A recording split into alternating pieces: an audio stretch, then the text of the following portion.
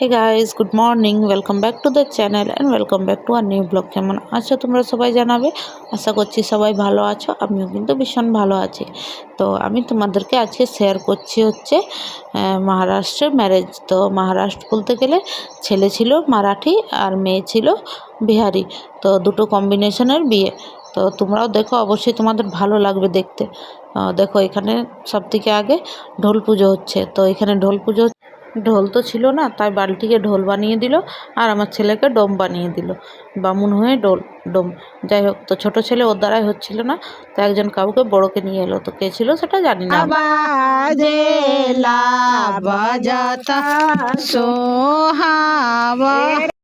এরপর হচ্ছে ডোল পুজোর পর হচ্ছে মাটির রসম। তো মাটি কুড়তে যাচ্ছিল। এই যে এনাকে আমার ব্লগে তোমরা অনেকবার দেখেছো। ইনি হচ্ছে আমাদের ভাবি, কোনো রিলেশনে নাই, আমাদের স্টাফের ওয়াইফ। তো আমাদের সাথে ভালো আছে, তাই রিলেশন আমাদের সাথে ভালোই আছে। তো ইনি হচ্ছেন গাইড, যেহেতু কেউ কিছু জানে না আর ইনি ভালো এক্সপিরিয়েন্স, তাই ইনি হচ্ছে গাইড। তো দেখো মাটি কুড়ার জন্য মাটিকে আগে জল দিয়ে পুজো করে নিল, তারপরে সিঁদুর টিপ দিয়ে আর হলুদ দিয়ে পুজো করে নিল। তারপরে হচ্ছে যেসে করে মাটি কুড়বে সেটাকেও জল দিয়ে দিল, হলুদ দিয়ে সিঁদুর দিয়ে এটাকেও পুজো করে নিল। তো যেহেতু টাউনে কিছু সেরকম জোগাড় নেই, তো এগুলো আলাদা কোদাল করে হয়, আমি আমার বাপের বাড়ি দেখেছি। তো ওই জন্যে কী করলো, সবগুলো জোগাড়ি ব্যবস্থা, আর কিছু নয়। এই যে দেখো মাটি কুড়ে এখানে 5বার রাখছে।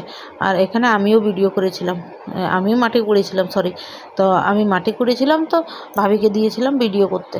ভাবি এরম করে ভিডিও করেছে যে কিছু বলার নেই, তো বাধ্য হয়ে আমাকে ওটা ডিলিট করতে হলো। আর এই যে দেখো এইটি হচ্ছে ব্রাইড। তো এটা হচ্ছে হালদি লুক, আর ব্রাইড লুকটা আমি মেকআপ করেছিলাম। তো কেমন হয়েছে তোমরা অবশ্যই জানাবে। এখন না, এখন দেরি আছে। এটা হালদি লুকও নিজেই করেছে, আর এর নাম ছিল খুশি। তো যেরকম নাম ছিল সেরকম দেখতেও, সবসময় হ্যাপি থাকতো, সবসময় হাসি মুখ, খুব সুন্দর ছিল। এইটুকুনি 2 দিন 3 দিন থাকার মধ্যে ওর সাথে এত ভালো পরিচয় হয়ে গিয়েছিল, নিজের বোনের মতন, খুব ভালো ছিল। যাই হোক, এই যে এখানে ওদের রিচুয়ালস চলছে। এখানে আমার বড় দাঁড়িয়ে আছে, ভাইয়া আছে, আর ওদের রিচুয়ালস চলছে। এরপর হচ্ছে গায়ে হলুদ হবে, তাই দেখো সব প্রিপারেশান হয়ে গেছে। কিন্তু এটা হচ্ছে মেয়ের বাবা।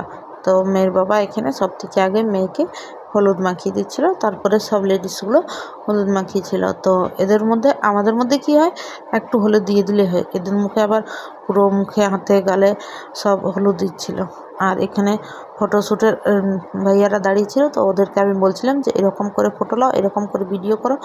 তো যাই হোক, যেহেতু আমার একটু এক্সপিরিয়েন্স হয়ে গেছে ভিডিও শ্যুট, ফটোশ্যুট করে, তাই এই যে দেখো এখানে ওর বাবা কিছু জানছিল না, তো ভাবি সেটা বলে দিচ্ছিল। বললাম না, ভাবি হচ্ছে মেন গাইড, ইনার দ্বারাতেই বিয়েটা পার হয়েছে।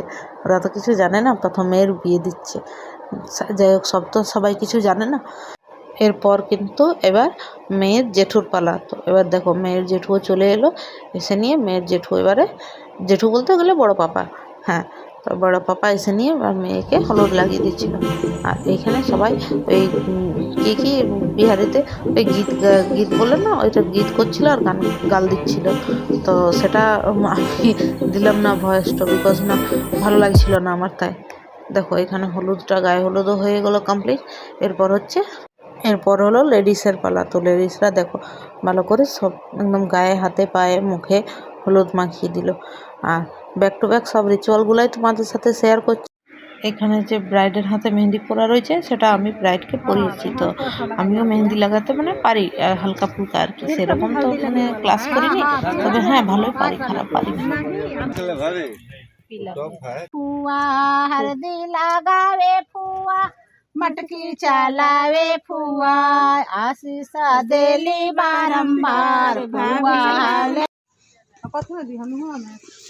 देखो एक्सपीरियंस बोलो दही भात खा के आपका। इधर बहुत मस्त था दही भात। और आपका, आप अच्छा फिनिश सब कोई का।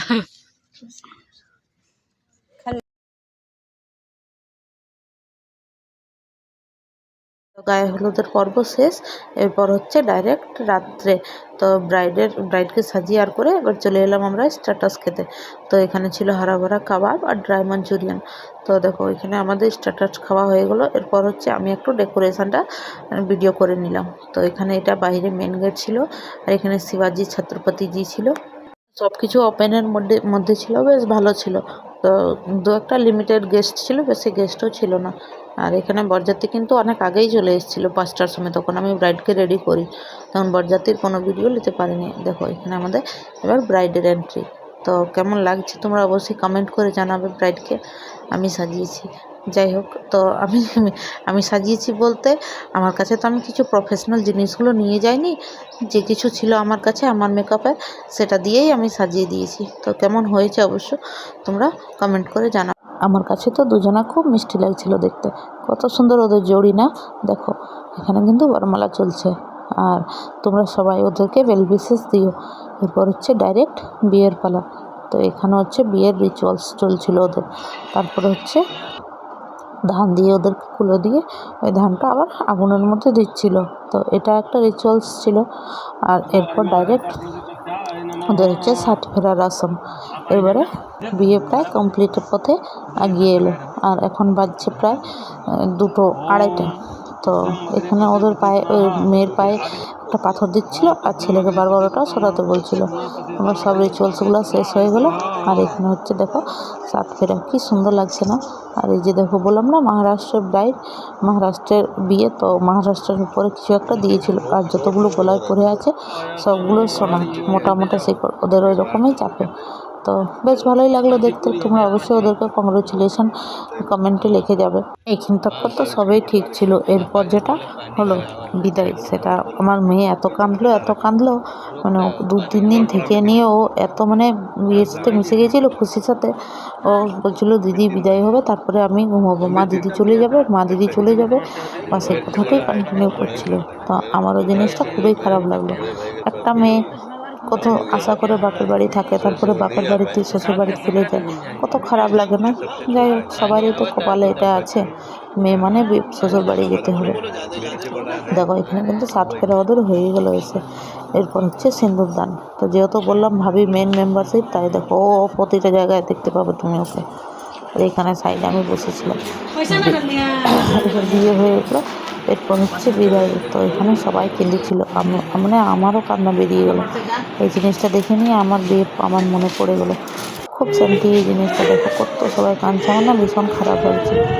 যাই হোক, মেয়ের শ্বশুর বাড়ি তো যেতেই হবে। এই যে দেখো গাড়ি চলে এলো আর আমার মেয়ে দাঁড়িয়ে আছে। চলো তাইলে ভিডিওটাকে এখানে এন্ড করছি।